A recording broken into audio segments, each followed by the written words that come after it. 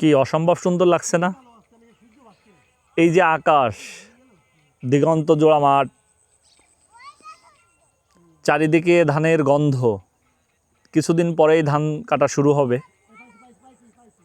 এই সৌন্দর্য উপভোগ করতে হলে আপনাকে অবশ্যই গ্রামে আসতে হবে। শহরের জঞ্জাট, ইটপাথরের গড়া যে শহর সভ্যতা, সেই সভ্যতায় কখনো আপনি এই শান্তি সুখ কখনোই পাবেন না। আপনার এই সুখ শান্তি অনুভবের জন্য একবারের জন্য হলেও আপনাকে অবশ্যই গ্রামে আসতে হবে। গ্রাম ছাড়া এই সৌন্দর্য কখনোই উপভোগ করা যায় না। আর সবথেকে বড় কথা, যারা এই মাটি আমাদের শিকড়, এই মাটির থেকে আমাদের উৎপত্তি। আমরা যারা গ্রামে বড় হয়ে থাকি, অন্তত তারা আমাদের এই শেষ ঠিকানা কিন্তু গ্রামেই হয়। আমরা যে যতই দৌড়াই না কেন, আমাদের জীবন সংগ্রামে, চাকরি, অন্যান্য কাজের কর্মব্যস্ততায় বিভিন্ন জায়গায় ঘুরি, কিন্তু সময়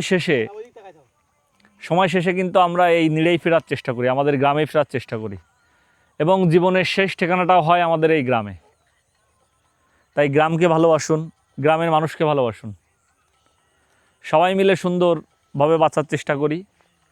আমরা অনেকে শহরে যে আমরা এই গ্রামকে ভুলে যাই, গ্রামের প্রতি কোনো মায়া থাকে না। চিন্তা করি গ্রাম আসলে কি, কিন্তু গ্রাম যে আসলে সব, এটা শেষ বয়সে সেটা আবার বোঝা যায়। শেষ বয়সে আমরা বুঝতে পারি, উপলব্ধি করতে পারি আসলে গ্রামেই শান্তি, গ্রামেই সুখ। তো এটা আমরা অনেক আগে থেকে একটু উপলব্ধি করার চেষ্টা করি। সবাই ভালো থাকবেন, সুস্থ থাকবেন, এই প্রত্যাশায় রাখছি। আমাদের মানসিকতা সুস্থ হোক, সর্বদা সবাই মিলে ভালো থাকার চেষ্টা করি।